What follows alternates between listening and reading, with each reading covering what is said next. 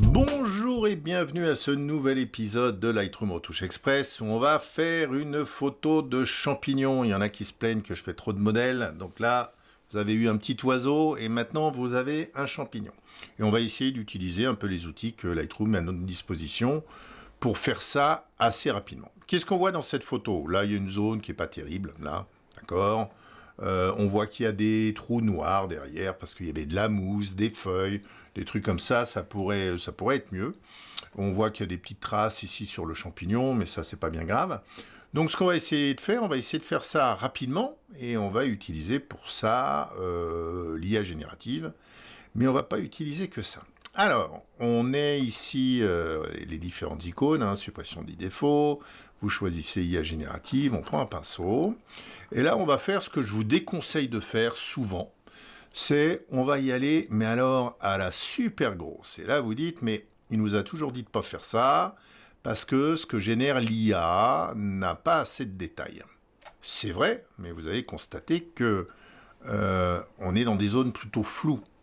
Donc en fait, c'est pas bien grave. Puis on va ici, il y a toutes les zones noires qui me plaisent pas trop. Donc à ce moment-là, je vais passer sur tout ce qui est plutôt noir, comme ça, ici, puis je vais aller là, je vais aller là-haut, ici, ça c'est noir, ça me plaît pas trop. Ensuite, j'ai encore une zone noire qui est plutôt ici, et j'ai encore une zone noire ici qui me plaît pas trop. Et là, je dirais, ici encore peut-être, ici encore peut-être, ici encore là-haut, ça on va les relier pour que ça soit la même. Voilà, donc ça, c'est des zones, je vais dire à l'IA générative, eh ben vas-y, tu me supprimes ces zones-là. Donc là, il va en faire 1, 2, 3, 4, donc ça devrait vous coûter 4 crédits génératifs.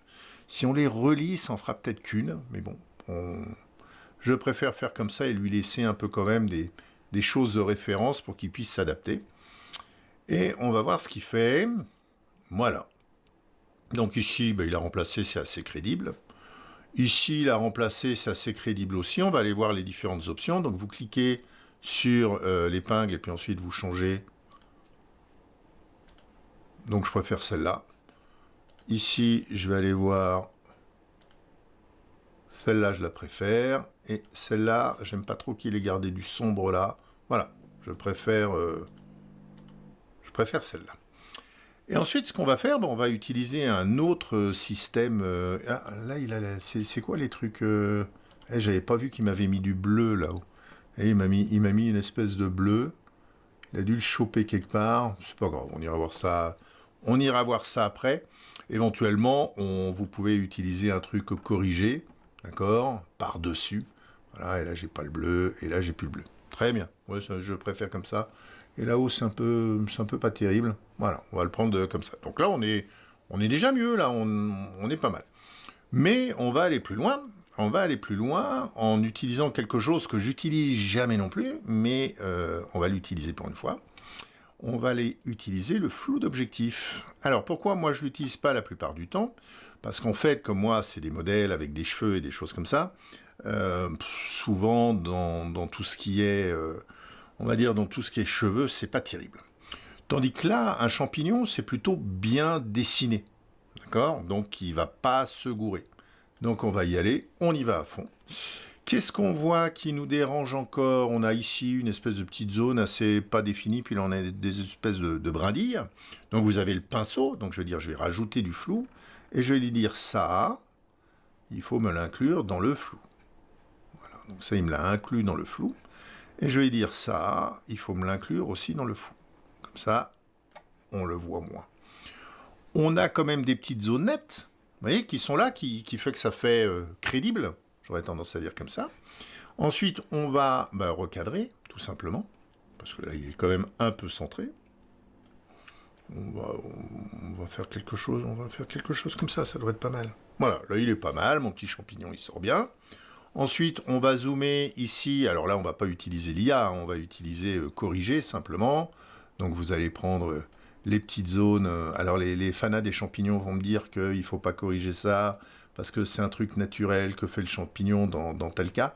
Sûrement, vous avez raison les gars, mais moi là-dessus, ça fait un point qui m'embête, et je le retire, on va dire quelque chose comme ça.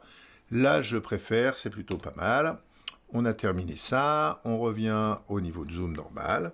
Bien. Maintenant, ce que je vais peut-être faire, c'est que j'ai cette zone ici qui est peut-être un peu bleue. Vous voyez, elle pourrait être moins bleue. Alors, comment on va résoudre ça? On peut par exemple prendre un dégradé radial.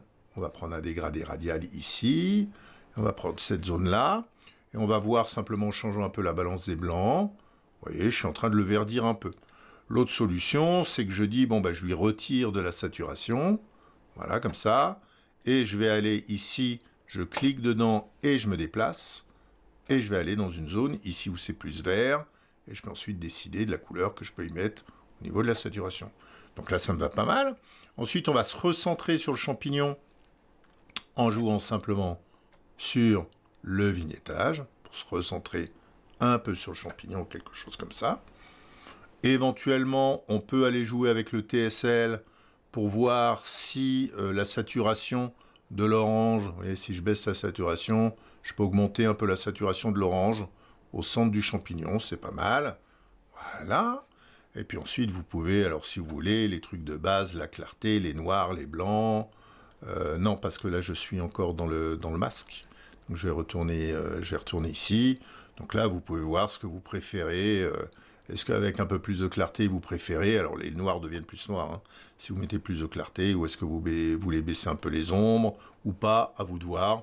Mais j'aurais tendance à dire que là, il me plaît pas mal. Peut-être que le fond est un peu vert, donc à ce moment-là, je vais simplement aller créer un nouveau masque qui est l'arrière-plan, sélectionner un arrière-plan, et je vais lui dire, je veux simplement réchauffer un peu, voilà, cet arrière-plan. Et au niveau cadrage, me mettre un peu plus comme ça, un peu plus en haut là, je préférerais. Et voilà, j'ai terminé.